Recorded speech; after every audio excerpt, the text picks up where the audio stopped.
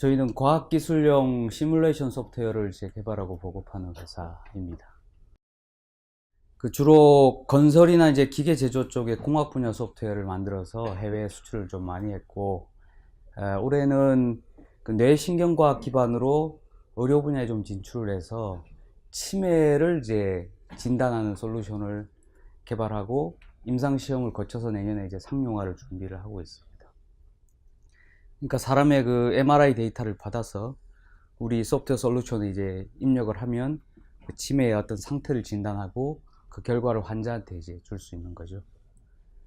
그 다음에 저희가 작년부터 이제 좀 현재 돈이나 유통 중심의 어떤 ERP 솔루션들이 많은데, 뇌신경과학을 기반으로 해서 좀 사람 중심의 ERP 솔루션을 좀 개발하고 보급을 하고 있습니다. 그래서 채용이나 인사나 나중에 재무 마케팅 관련된 ERP 솔루션을 현재 이제 단계별로 개발을 하고 있고 보급을 하고 있습니다. HR원에서 이제 조직 문화에 관련해 가지고 좀 강의를 해달라고 요청을 했었는데, 그래서 무슨 얘기를 할까 싶어서 이제 책이나 인터넷을 좀 봤어요. 여러 가지 얘기들이 나오고 좋은 내용들이 많았지만, 먼저 오늘 양해를 좀 구해야 될 것이, 실제 지금은 사례 발표 시간이죠. 사례 발표 시간인데 여러분들이 아마 기대하는 것은 당장 돌아가서 써먹을 수 있는 아이디어나 유용한 팁이나 어떤 조직 문화를 어떻게 변화시킬 수 있을까에 대한 어떤 실질적인 구체적인 어떤 사례들을 원하실 것 같지만, 사실 오늘 제 발표 내용은 그거하고 좀 무관합니다. 그래서 좀 40분 동안 저는 여러분들에게 화두를 좀 던지고 싶고, 또 그 화두에 대한 제 경험과 생각을 조금 공유를 하도록 그렇게 하겠습니다. 화두의 주제가 이제 제4차 산업혁명, 경영, HR, 사람의 본질, 신뢰, 무정책, 이런 용어들입니다. 딱 봐도 좀 재미없는 단어들이죠.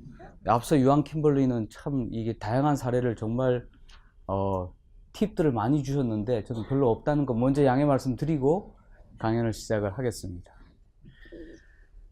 요즘 가장 핫 이슈죠, 그죠? 어떤 분야에 무슨 내용을 주제로 하든 저 이슈를 가지고 이제 요즘은 얘기가 되고 있습니다. 예, 올해 초에 이제 다보스 포럼에서 천명이 되었고, 우리는 이세돌하고 알파고 때문에 우리한테 먼저 이제 확 다가왔었는데요. 요즘 이제 여기 보시는 이런 단어를 잘 모르면 왕따 당하는 시대라고 생각을 하고 있고, 또 10년 안에 한 500만 개의 직업이 없어진다고 이제 얘기를 많이 하고 있고, 여기 계신 분들이 인사나 경영 기획이나 조직 문화 혁신 관련된 일들을 하고 계신데, 10년 안에 여러분들 직업은 안전할까요? 예, 사라질 수도 있고 살아남을 수도 있습니다. 무엇을 어떻게 준비하느냐에 따라 달려 있겠죠. 아무튼 저희는 지금 앞으로 4차 산업혁명 시대에 살고 있습니다. 어쩌면 여러분이나 저나 한 50년 정도 살 것 같은데요, 인류의 호모사피엔스 인류의 마지막 인류가 될지도 모릅니다. 우리 다음 세대는 아마도 호모사이보그와 함께 공존하고 공생하는 세대에 살 수도 있습니다. 제4차 산업혁명의 핵심을 간단하게 제가 한번 짚어보겠습니다. 결국 핵심은 뭐냐면, 21세기 과학기술이 이 물질과 생명에 대해서, 본질에 대해서 규명을 해버렸어요. 물질과 생명 현상의 본질에 대해서 규명을 했습니다. 예를 들면 이 뇌신경과학으로 인공지능이 탄생을 했죠. 그 다음에 나노과학 때문에 이게 센서나 소재 기술이나 제어 기술이 발달해서 로봇 기술이 나왔습니다. 분자생물학 때문에 생명 현상이 어느 정도 규명이 되었습니다. 자, 여기에다가 ICT 기술, 정보통신 기술이 결합이 되어서, 정보통신 기술은 연결의 기술의 혁신이라고 얘기를 할 수가 있죠. 사물과 사람을 연결하고, 사물과 사람을 연결하고, 또 가상현실과 실제를 연결시켜 버렸습니다. 그래서 기술적으로 본질의 어떤 연결과 기술의 융복합이 일어나서 지금 4차 산업혁명은 딱 두 가지 단어, 초연결성의 시대이고 초지능화의 시대이다 라고 이제 규정이 짓고 있습니다. 이런 시대에 우리는 앞으로 살아야 됩니다. 경영이나 조직 문화에 대해서 관심을 가지는 여러분들은 어떤 키워드에 관심이 있을까 제가 찾아봤습니다. 제4차 산업혁명과 인사, 조직, 경영 관련된 글들과 책들을 보면 거의 이런 단어들이 나오죠. 사실 이 단어들은 4차 산업혁명이 아니더라도 계속 우리가 고민했던 단어들입니다. 근데 4차 산업혁명 시대에 조직 경영에 대해서 얘기를 할 때 더 이렇게 좀 중심적으로 이슈가 되고 있습니다. 근본적으로 사람과 조직과 경영에 대해서 좀 더 본질적으로 좀 통찰이 필요하고 근원적인 접근이 필요하다는 겁니다. 그래서 이 수많은 단어 중에 오늘은 신뢰라는 단어를 가지고 좀 더 여러분하고 얘기를 나눌까 합니다. 지금 한국의 이제 경영 모델이나 시스템은 전형적으로 20세기 물적 생산 시대에, 산업화 시대에 서구에서, 그것도 미국이라는 나라에서 지휘와 같은 제조 생산 시대에 나왔던 그런 시스템이죠. 소위 테일러리즘이라고 하는 그 다량 생산의 시대에 생산성의 향상을 위해서 사람을 수단으로 생각을 하고 있고, 자본의 도구로 생각하고 있고, 경영의 자원 중에 하나라고 사람을 생각을 하고 있습니다. 그 결과 이 과학이라는 미명 아래 숫자로 이제 계량화를 시키고요. 그 계량화를 통해서 서열화시키고 등급화시키고 계급화시켜서 경영을 지난 100년 동안 해왔습니다. 물론 사람이 중요하다는 인본 경영의 중요성을 이제 설파한 학자들이, 피터 드러커 같은 학자들이 있었지만 묻혔죠. 그 100년의 경영 모델이 지금까지 이어져 오고 있습니다. 그래서 수직 체계 기반의 어떤 중앙 집권형에 강제하고 통제하고 착취하고 억압하는, 그게 지금 경영 시스템의 플랫폼이고요. 이제 많은 서구 기업들도 그 한계를 이제 알게 되고 지금은 바꿔가고 있습니다. 소위 20세기 전형적으로 조직의 수단과 자원으로 사람을 생각을 해서 이익 기반의 자본주의에서는 적절한 모델이고 시스템이었지만 지금은 아닙니다. 지금은 21세기 지적 생산 시대고 3차 산업혁명부터 3차 산업혁명이 인터넷 기반의 디지털 혁명이고 정보혁명이고 전자혁명이지 않습니까? 4차 산업혁명은 사람의 두뇌를 기계로 바꾸겠다고 하는 인지혁명의 시대를 살고 있습니다. 이때는 이런 시대의 컨셉이 맞지가 않죠. 그래서 오늘 이 얘기를 주로 할 건데요. 어쨌든 사람은 조직의 목적이고 주체여야 됩니다. 그래서 인본 경영이란 말이 또 대두되고 있습니다. 또 강조가 되고 있습니다. 철저하게 수단과 도구에서 목적과 주체로, 강제와 통제에서 자발과 자율의 기반으로 어떤 경영이 되고 문화가 형성이 돼야 된다라고 강조를 하고 있습니다. 어렵습니다. 저걸 어떻게 구현할 것인가? So what? 그래서 돌아가면 또 뭐 이론에서나 얘기하고 책에서 하는 얘기 아닐까라는 생각을 많이 하시겠죠. 축목자 불견산 확금자 불견인 라는 말이 있습니다. 사슴을 쫓는 자 산을 보지 못하고 돈을 쫓는 자 사람을 보지 못한다는 얘기입니다. 인본 경영에서 사람은 답입니다. 사람이 답이고 인본 경영이란 말에는 두 가지 의미가 있습니다. 철저하게 경영의 뿌리가, 경영의 시작이 사람의 본질로부터 시작이 되어야 됩니다. 그래서 합리적인 답을 찾아야 되고요. 그 다음에 경영의 지향점이나 경영의 목적은 사람을 향해야 됩니다. 사람이 원하는 것은 행복이기 때문에 행복을 지향을 해야 된다. 이 두 가지 의미를 내포하고 있는 게 인본 경영의 개념입니다. HR이란 무엇인가? 오늘 여기 계신 분 다 HR, DHRM 관련된 일들을 하시는 분들인데 정의를 다시 한번 내려보겠습니다. 인사 관련된 일을 하면서 사람에 대해서 얼마나 고민을 하셨습니까? 사람이 무엇일까? 나는 누구일까? 나도 사람이니까. 우리는 전부 다 생물이고 동물이고 인간입니다. 생명을 가진 생물이고요. 신경을 가진 동물이고 욕망을 가진 인간입니다. 그래서 전부 잘 살고 싶어 하고 잘 하고 싶어 하고 잘 크고 싶어 합니다. 사회적 동물로서 동물적 생존을 추구하고 사회적 성장을 추구하고 정신적인 완성을 추구하는 욕망을 가진 존재, 이게 사람의 정체성입니다. 이 십다가 욕망을 얘기합니다. 십다. 여러분 여기 20, 30대도 계시고 40, 50대도 계실 겁니다. 20대의 가장 대표적인 욕망이 세 가지가 있어요. 지식욕, 성취욕, 인정욕. 리더가 되고 조직에 어떤 그 고난이 있을 때는 고난욕, 책임욕, 그 다음에 명예욕, 뭐 이런 것들이 있죠. 사실 그런 욕망이 우리 현재 정체성입니다. 그래서 욕망을 하기 때문에 우리는 존재합니다.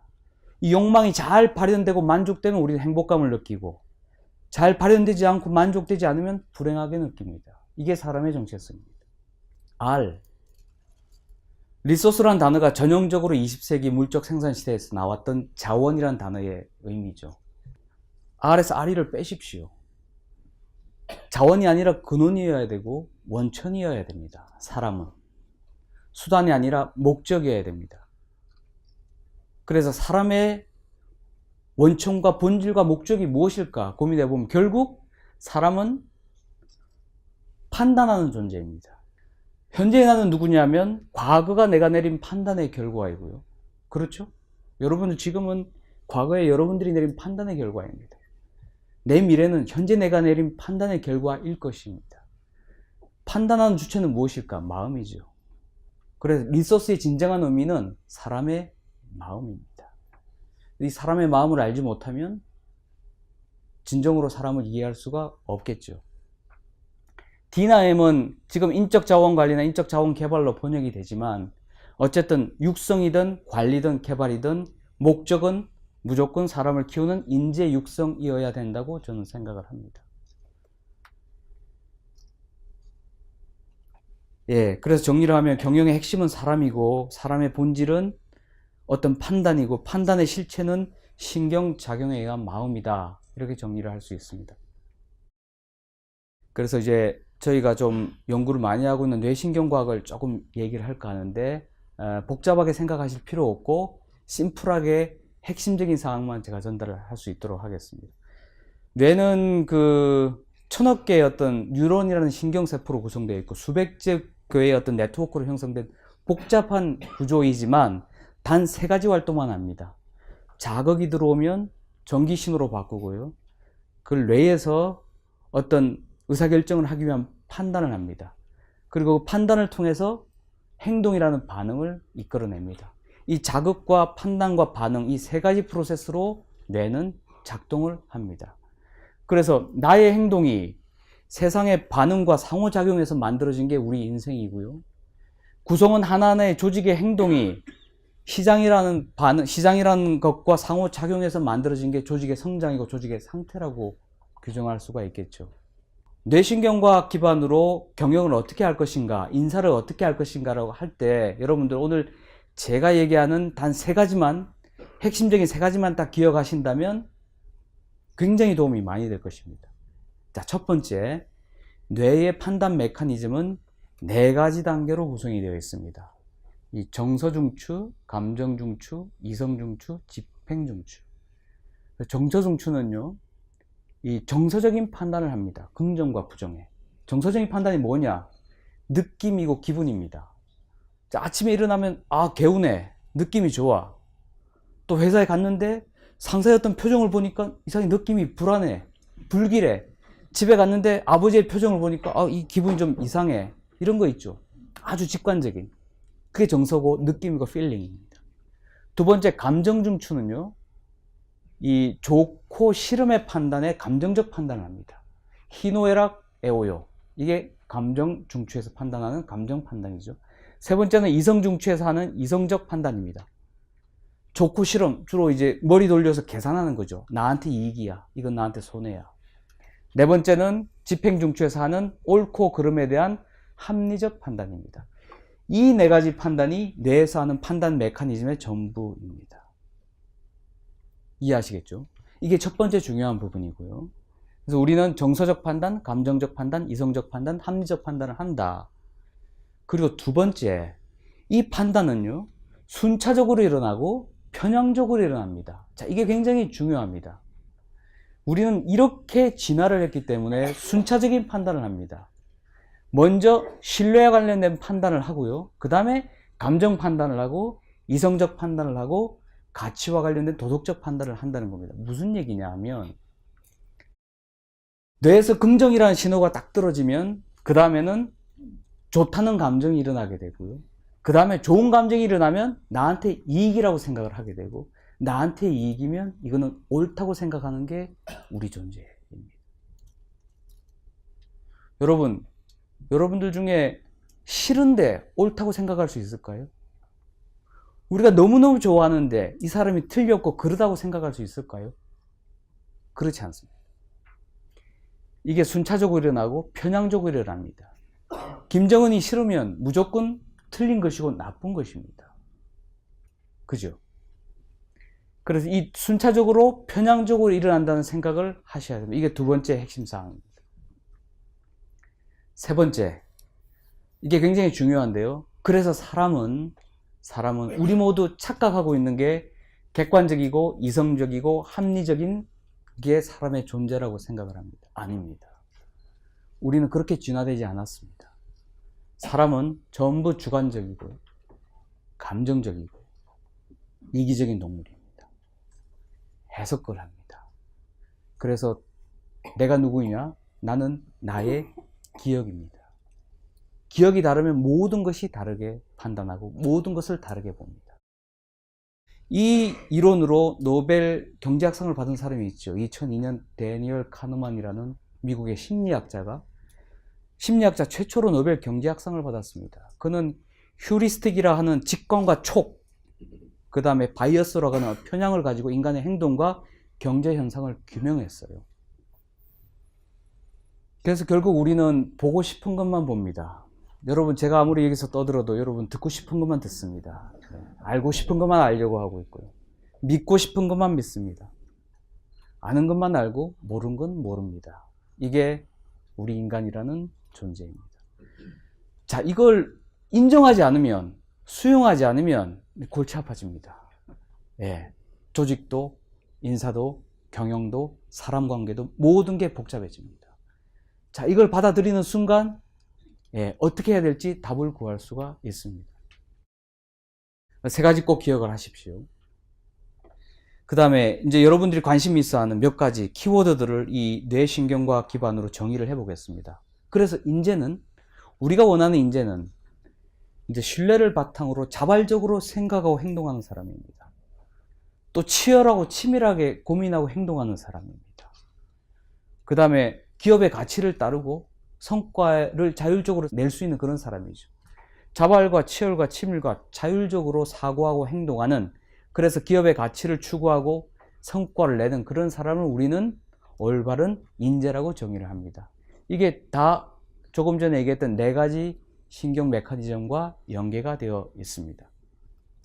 자발이라는 것은요, 이 정서중추에서 신뢰가 구축되었을 때만이 자발적으로 사고하고 자발적으로 행동합니다. 감정중추에서 열정이 발현되었을 때만이 나타나는 현상이 치열한 어떤 모습이고요. 그 다음에 어떤 이성중추에서 전략적으로 계산할 때만 계산해야만 나타나는 현상이 치밀한 어떤 행동이고 사고입니다. 그렇죠. 이런 뇌 메커니즘과 이 인재의 속성이 닮아 있습니다. 리더는 어떤 사람인가? 수많은 경영학 책에서, 수많은 리더십 책에서 정의하는, 리더와 리더십의 정의는 수백 수천 가지겠지요. 뇌신경과학으로 보면 굉장히 명료합니다. 이 자발을 유도하기 위해서 신뢰를 구축하는 사람, 치열함을 유도하기 위해서, 팔로의 치열함을 유도하기 위해서 동기부여를 하는 사람, 그 다음에 치밀함을 유도하기 위해서 전략 코칭을 하는 사람, 그리고 자율적으로 자기가 솔선수범해서 올바른 영향력을 미치는 사람, 이 네 가지가 올바른 리더이고 올바른 리더십이라고 생각합니다. 뇌신경과학으로 보면 굉장히 명료하죠. 팔로우도 마찬가지입니다.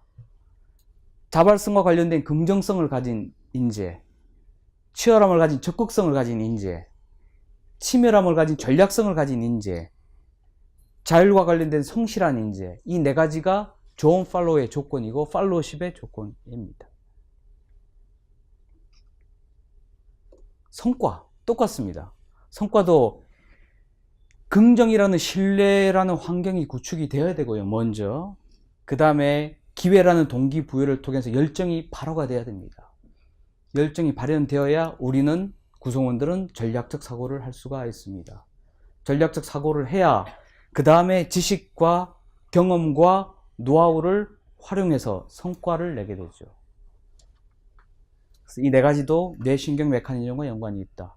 인지나 리더나 팔로우나 성과, 이 부분도 뇌의 신경 메커니즘과 연계해서 설명을 할 수 있습니다.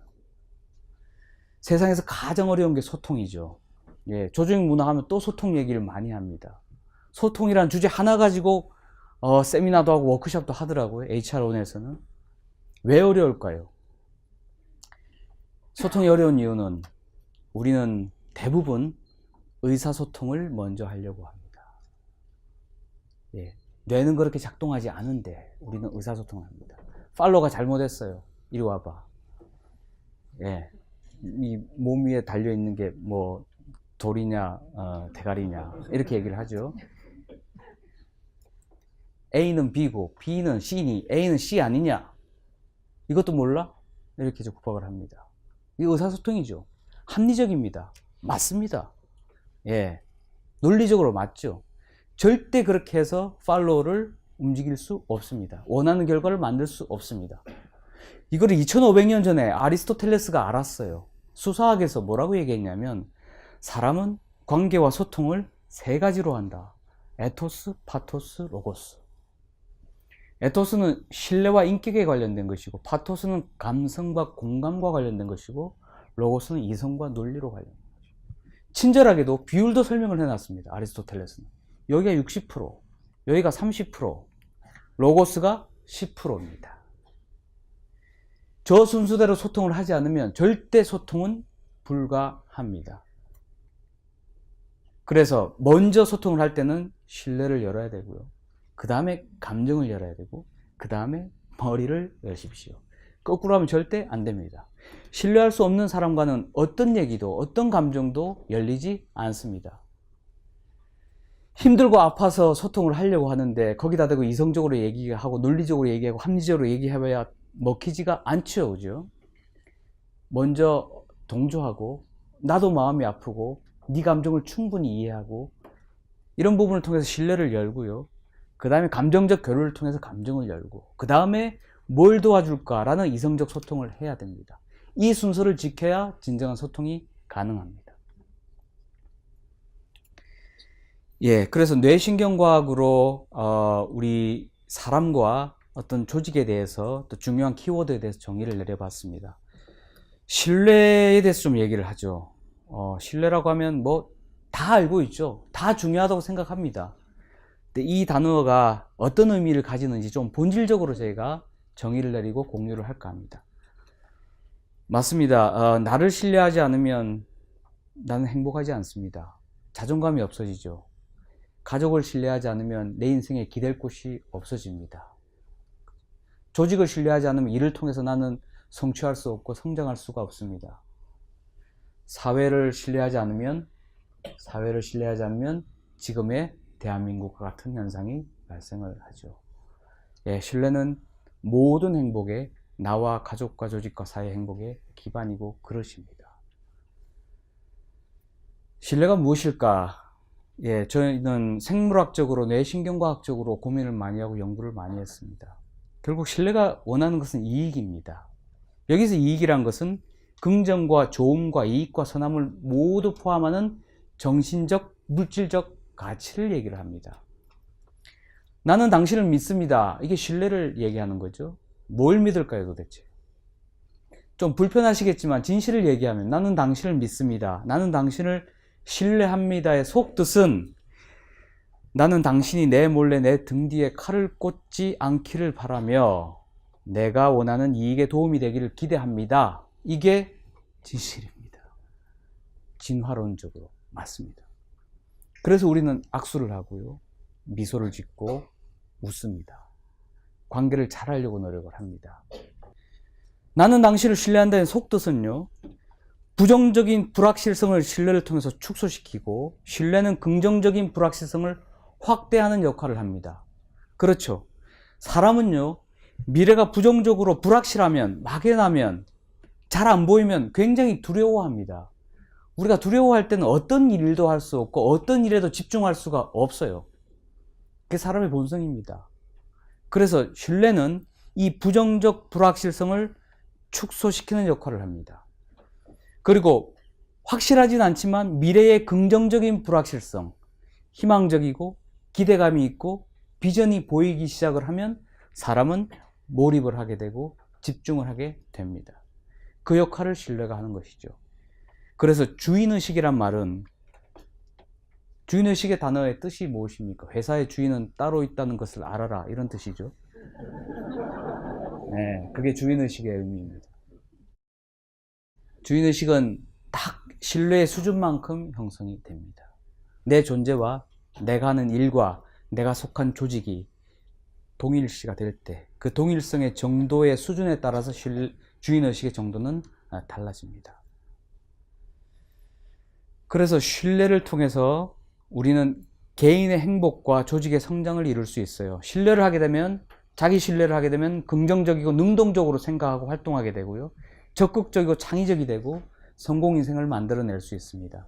조직에서 상호 신뢰를 하게 되면 자율적이고 자발적이 되고 치열하고 치밀하게 일하게 되고 조직 성장을 꾀할 수가 있습니다. 그래서 모든 구성원은 리더와 조직을 신뢰하는 그만큼만 일을 합니다. 굉장히 중요합니다. 신뢰하는 만큼만 일을 합니다.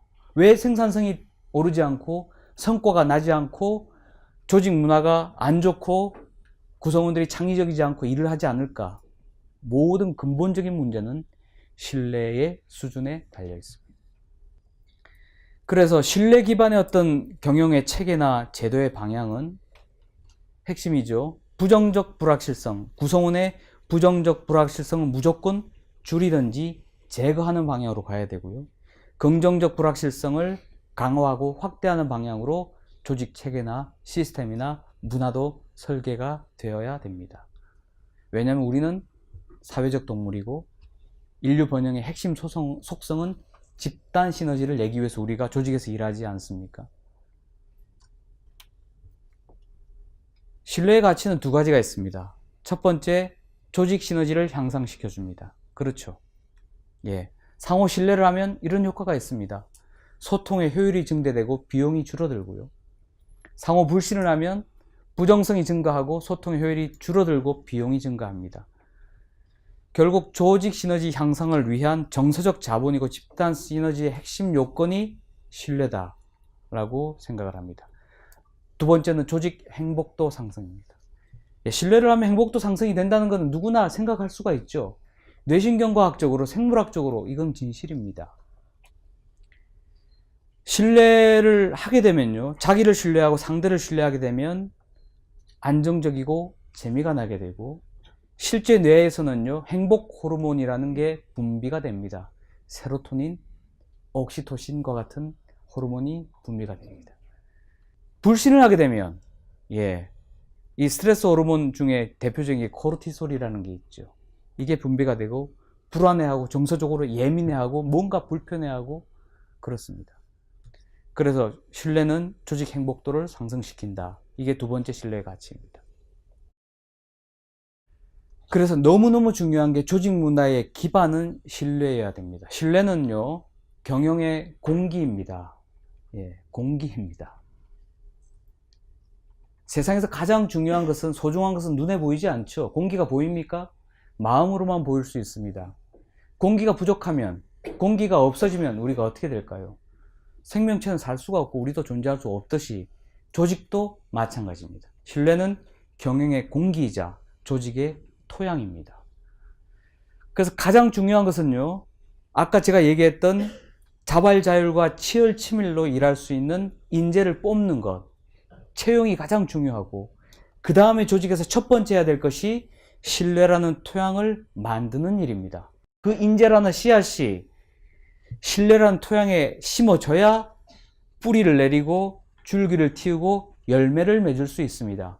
아무리 좋은 씨앗도 척박한 토양에서요, 사막과 같은 땅에서 어떻게 뿌리를 내리고 줄기를 틔우고 열매를 맺을 수 있겠습니까? 토양을 만드는 게 조직에서 가장 중요한 일이고, 그 다음에 동기입니다. 그 다음에 동기입니다. 동기부여가 중요한 게 아니에요. 동기부여 이전에 신뢰가 구축되어야 된다는 겁니다. 동기부여의 주체는 주로 리더지요. 그래서 리더가 해야 될 가장 중요한 역할이 동기부여입니다. 이걸 통해서 구성원들의 열정을 발화시켜야 되죠. 그러면 그 다음부터는 조직이 원하는 성과나 성장이 자동적으로 이루어진다라고 저희는 생각을 하고 있습니다. 성과 이전의 동기고 동기 이전의 신뢰입니다. 그래서 시스템이 없는 시스템, 눈에 보이지 않는 신뢰 기반의 조직 문화와 시스템이 최상의 시스템이다. 마이다스 IT의 조직 문화의 기반은 신뢰 기반의 자발과 자율 문화를 가지고 있다. 이렇게 얘기를 합니다. 자, 여기까지 좀 추상적인 얘기를 했는데 좀 구체적으로 한 발 더 들어가 보도록 하죠. 무정책주의라는 게 있는데요. 얼마 전에 한때 유행했던 그 블루오션 전략이라는 책을 한번 보셨을 건데, 거기에 변화와 혁신의 방법론으로 나왔던 키워드 중에 하나가 ERRC라는 단어가 있습니다. 뭔가를 제거하고 감소시키고 증가시키고 창조한다. 이 개념이 굉장히 중요합니다. 변화와 혁신에서요. 이 개념도 중요한데 더 중요한 것은 뭐냐면 저것의 순서입니다. 조직을 변화시키고 혁신시키기 위해서는 첫 번째 해야 될 게 없애는 것이고요. 두 번째 해야 될 게 감소시키는 것이고, 세 번째가 뭔가 보완하고 증가시키는 것이고, 네 번째가 새롭게 창조하는 것입니다. 근데 우리는 모두 그런 착각을 하고 실수를 합니다. 뭘 바꿔보고 싶다 이러면 뭔가를 수정하고 보완하고 새롭게 추가하고 해서 시스템이나 체계나 제도를 설계를 하려고 하고 있고, 새로운 게 뭘 없나라고 자꾸 고민을 합니다. 아닙니다. 제거하고 감소부터 해야 됩니다. 여러분들 회사에 수많은 체계나 제도들이 있지요. 시스템이 있죠. 이 질문을 스스로 던져보십시오. 이 제도들이 없어지면 무슨 문제가 발생할까? 이 체계가 축소되거나 줄어들면 어떤 현상이 발생할까? 이 체계와 제도들이 우리 구성원의 신뢰나 자발과 자유를 정말로 고양시키고 있을까? 없어지면 무슨 문제가 발생할까? 이 질문을 곰곰이 던지시고 숙고하셔야 됩니다. 그래서 무정책이 상책이다, 이렇게 생각합니다. 먼저 제거하고 줄이십시오. 정말로 중요합니다. 단순함이 궁극의 정교함이죠. 마이다스 IT 시스템이 없는 시스템이 최상의 시스템이라고 생각을 하고 있습니다. 무정책주의를 좀 실천을 하고 있는데요. 방송이나 언론에서 마이다스 IT를 좀 지칭을 할 때 가장 많이 나오는 단어들이 사무정책을 얘기합니다. 스펙을 보지 않고 징벌이 없고 상대평가를 하지 않고 정년이 없다. 이 단어를 보면 대부분이 이상하게 생각해요. 당연히 있어야 될 체계나 제도인데 저거 없이 어떻게 경영을 할 수 있을까? 없는 것도 많아요. 성과급도 없어요. 수당도 없어. 예산도 없습니다. TO도 없어요. 노조도 없어요. 좀 이상하죠, 그죠? 그러면 이게 만들어 놨다가 없앴을까? 아닙니다. 16년 된 회사인데 처음부터 안 만들었어요. 왜 안 만들었을까? 결론은 구성원의 어떤 행복과 조직의 성장에 크게 도움이 될 것 같지 않다고 판단을 했습니다. 창립 초기에도. 그래서 조직의 성장과 발전을 위해서 모든 구성원의 양심껏 양심에 따라서 사고하고 행동한다. 이 원칙을 하나를 가지고 보고도 구두 보고하고요. 선집행 후 보고하고 이런 식으로 운영을 하다가 벤처기업답게 불효불급한 경우에는 제도나 체계를 하나씩 만들었습니다. 근데 아직은 저 제도나 체계는 존재하지 않습니다. 그래서 마이다스 IT의 경영 체계나 시스템을 좀 소개해 주세요라고 하면 저는 이게 왜 없는지에 대한 이유를 설명을 하는 거예요. 있는 게 별로 없어요. 그 얘기를 좀 오늘 할까 합니다. 인사체계의 그 목적 자체가 행복 인재를 채용을 해서 육성을 하자는 겁니다. 경영의 목적 자체가 육성에 두고 있습니다. 그래서 인사가 만사고 채용이 전부고 육성이 경영의 목적이라고 저희는 생각을 합니다. 인사체계 설계의 원리가 투명과 공정입니다. 이 두 개의 키워드가 핵심입니다. 인사체계의 원리는 투명과 공정입니다. 투명함과 공정함에 대한 대한민국의 성공 사례가 하나 있죠. 2002년에 월드컵의 히딩크 감독입니다. 그가 와서 한 게 딱 저겁니다. 선수 선발을 할 때 투명하게 공정하게 했습니다. 예, 학연, 지연 전부 다 없애고 오직 축구 실력으로만 뽑았습니다. 뽑은 다음에 서열, 나이 다 없애고 축구 실력으로만 경쟁을 시켰습니다. 투명하죠. 공정하죠. 그 시스템 기반으로 우리는 엄청난 기적을 이루었습니다. 아마 그 체계가 있었기 때문에 박지성이라는 무명의 선수가 발탁이 되었고 우리의 영웅이 되었던 것이죠. 이 투명함과 공정함, 이 체계를 설계를 해서 채용, 육성, 평가, 보상에 이런 이상하게 없는 제도들이 많이 있습니다. 예, 채용에서 아까 제가 얘기했던 인재라는 자발과 치열과 치밀과 자율에 기반해서 이런 속성을 가진 사람들을 뽑으려고 합니다. 근데 면접을 통해서 뽑을 수가 없어요.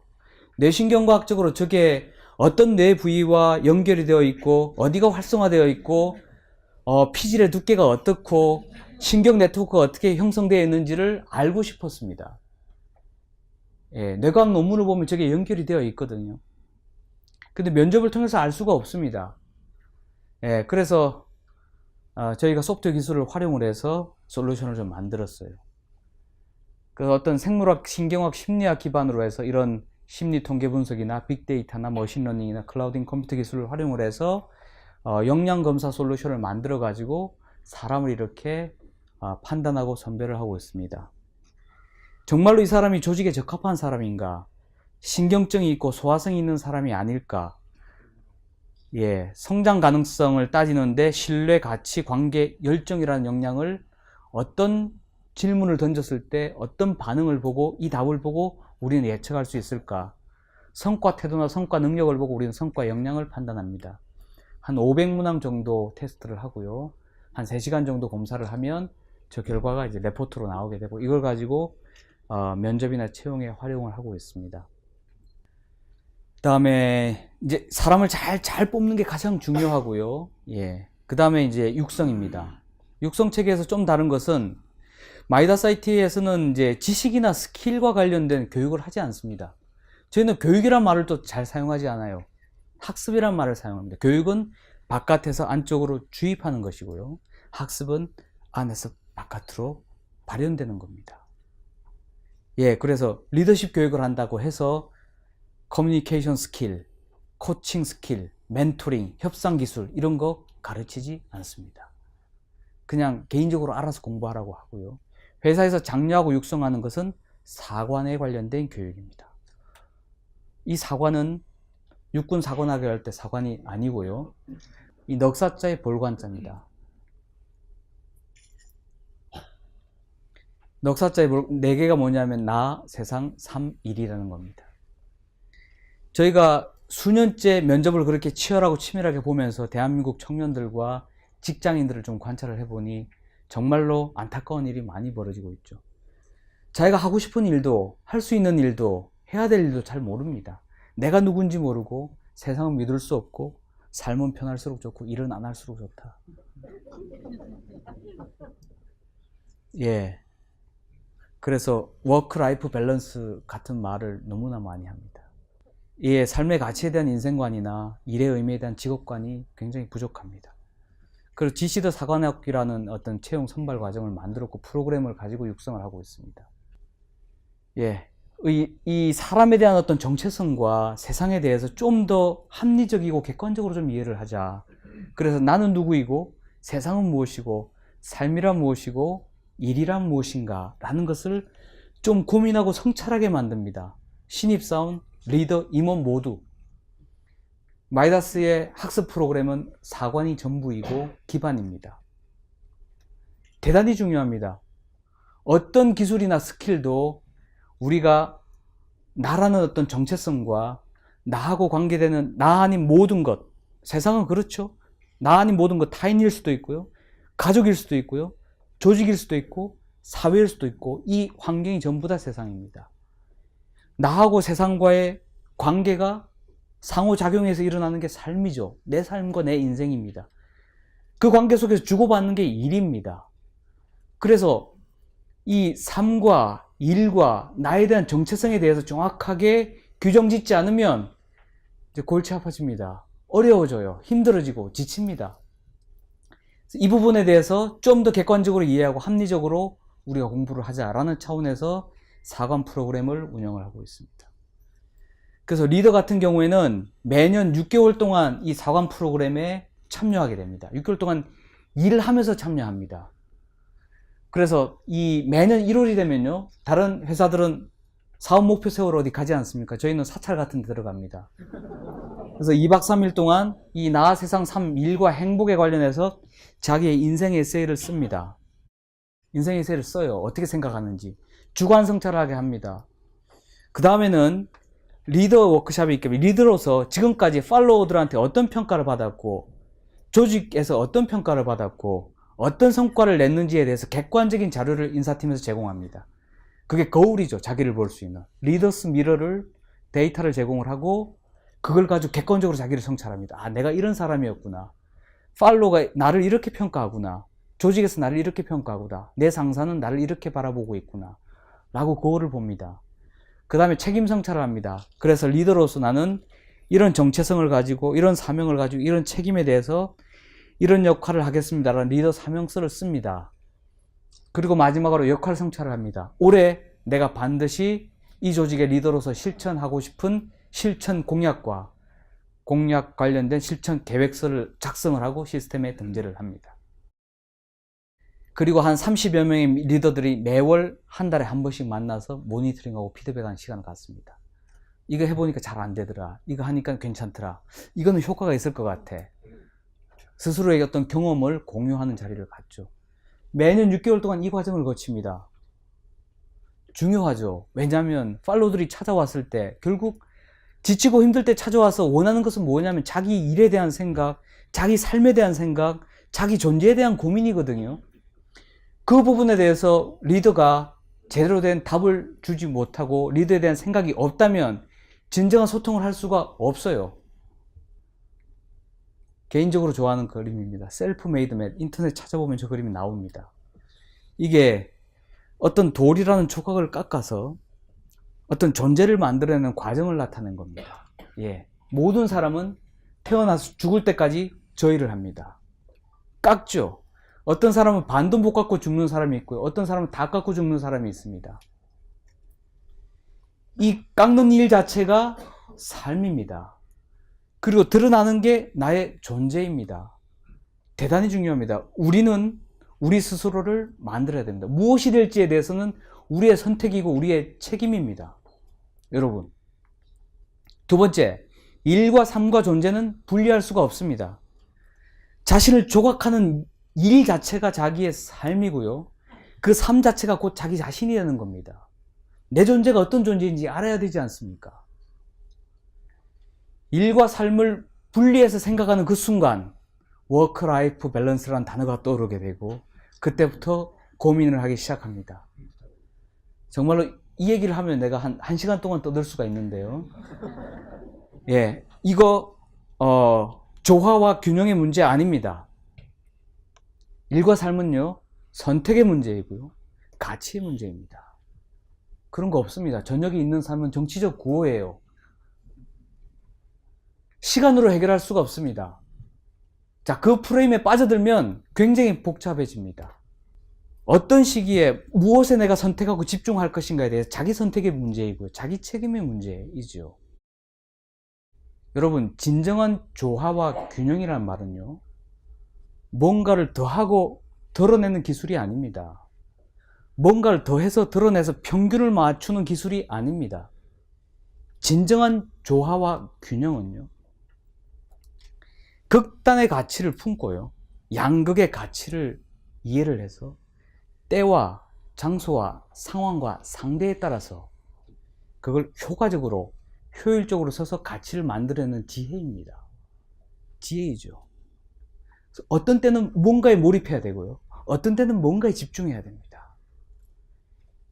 인생의 성공과 삶에서의 성장은 조화와 균형이 아니라 몰입과 몰빵에서 비롯됩니다. 비즈니스의 핵심이 뭡니까? 선택과 집중이죠. 네, 그렇습니다. 잘 기억을 하십시오. 네. 인사평가 핵심적인 화두이기는 한데요. 예, 이 글로벌 대기업에서 전부 다 지금은 정기평가에서 수시평가 체계로 전환하고 있고요. 상대평가에서 절대평가로 바꾸고 있고, 경쟁에 의한 상대평가에 의해서 성과 연봉제를 다 폐지하고 있습니다. 파괴적이고 야만적인 제도라고 실토하고 있습니다. 지난 100년간 재결치가 만들었던 그 경영 모델은 훌륭했죠. 자본주의 시대의 이상적인 경영 시스템이었습니다. 지금은 아닙니다. 예. 성과급 기반의 연봉제도 자체가 객관적인 성과 지표가 한계가 있고, 직원들 간의 위화감 조성하고 사기를 저하시키고, 상대평가로 인해서 경쟁이 심화되고 협업이 저해된다. 맥킨지가 실토를 했습니다. 다 없어지고, 다 줄어들고, 다 사라지고 있습니다. 근데 아직도 우리는 고집하고 있습니다. 저걸 어떻게 하면 효율적으로 잘 만들 수 있을까? 어떻게 하면 효과적으로 적용을 해서 쥐어 짤까? 결국 20세기 경영 모델은 한마디로 얘기하면 당근과 채찍이거든요. 우리가 말입니까? 예, 당근을 주게? 노예입니까? 채찍으로 때리게? 아니죠. 상대평가 없습니다. 예, 절대평가하고 있습니다. 물론 S, A, B, C, D 등급은 있습니다. 근데 비율은 없습니다. 모든 사람이 S를 받을 수 있고 모든 조직이 D를 받을 수 있습니다. 왜? 자기가 조직이 정한 목표 가지고 우리가 평가를 하기 때문에. 수시 상시평가 체계를 유지하고 있습니다. 1년에 2번, 1년에 1번 정기적으로 이벤트성으로 평가하는 시스템이 아닙니다. 그 사례를 하나 잠깐 드릴게요. 매월 한 달씩 평가합니다. 매월 한 달에 한 번씩. 모든 리더는 팀장, 실장, 부문장은 매월 한 달에 한 번씩 레포트를 써서 CEO에게 전달하게 됩니다. 레포트에는요, 각 구성원의 모든 성과가 나열되어 있고요. 핵심 성과가. 그 다음에 모든 구성원들의 열정 상태가 반영되어 있습니다. 열정 상태에 무슨 내용이 반영되냐면, 이 개인의 열정 상태가 어떻고, 동기부여 상태가 어떻고, 내가 이 사람이랑 이번 달에 면담을 뭘 했고, 어떤 코칭을 했고, 어떤 멘토링을 했다 라는 내용까지 들어가 있습니다. 그래서 또 개인 신상도 들어가 있습니다.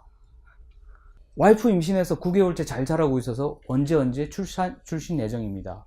장인어른이 다쳐서 병원에 입원했습니다. 장염으로 고생했습니다. 언제 본사에 들어가니까 사장님하고 식사를 통해서 동기부여 받고 싶습니다. 사실 이런 내용들이요, 어떤 평가 시스템보다 구성원 간의 신뢰를 유발하고 강화시키는 내용들이죠. CEO는 이걸 가지고 구성원들의 동기부여를 어떻게 할까, 성과를 어떻게 점검할까, 회사의 조직 문화를 어떻게 바꿀까, 복지를 어떻게 개선할까, 이런 고민을 하고 의사결정을 합니다. 핵심은 구성원이 최고 의사결정권자인 CEO하고 연결되어 있고 소통되어 있다는 느낌을 전달하는 게 핵심이죠. 예, 성과급 없습니다. 인센티브 없습니다. 기본급만 대기업 상위 수준입니다.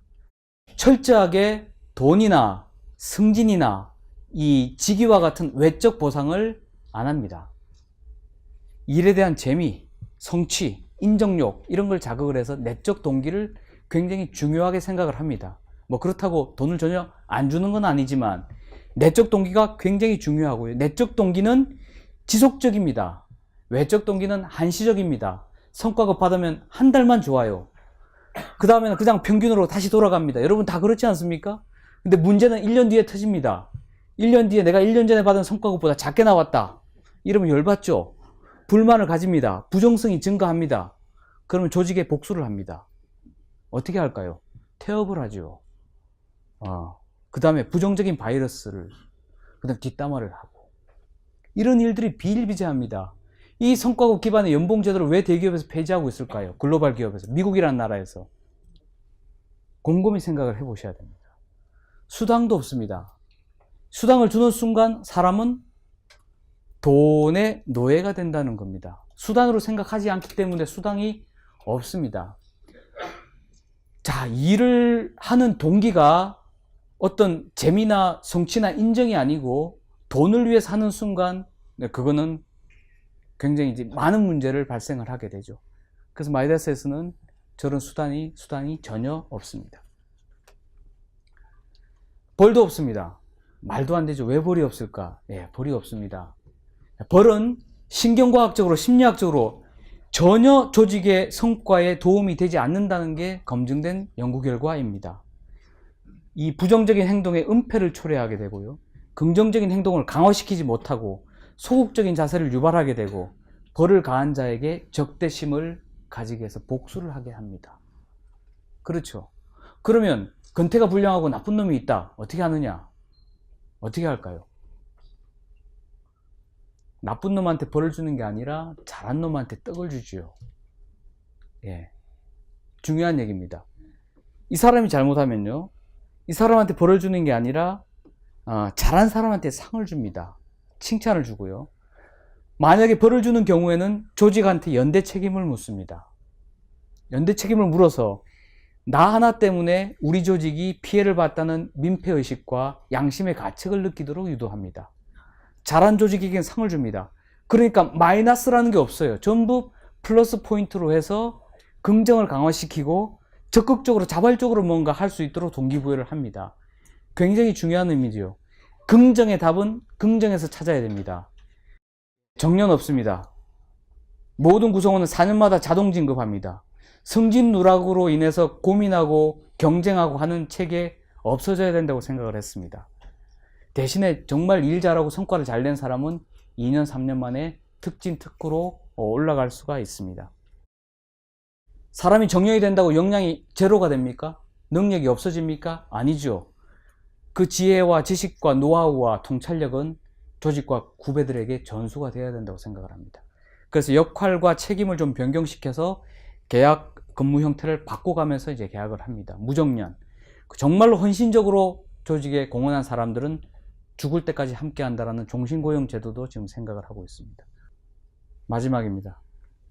손자병법에서 수많은 내용들이 있는데 제가 가장 좋아하는 한 문장 소개하면서 마치고자 합니다. 상하, 동욕자, 승. 예, 리더와 팔로우가 욕망이 같다면, 원하는 게 같다면 승리한다. 신뢰의 다른 말이라고 생각을 합니다. 예, 이상 강연 마치겠습니다.